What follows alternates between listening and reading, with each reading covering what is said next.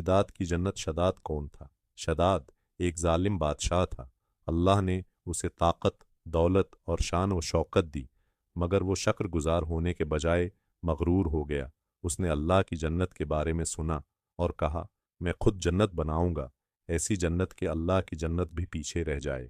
سالوں تک مزدوروں سے سونے، چاندی اور ہیروں سے محل بنواتا رہا، درخت، نہریں، جواہرات، سب کچھ۔ جب جنت تیار ہوئی، فخر سے کہا، اب میں اپنی جنت میں داخل ہوں گا۔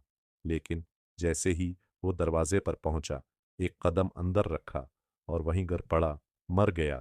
نہ وہ جنت کام آئی، نہ دولت، نہ طاقت۔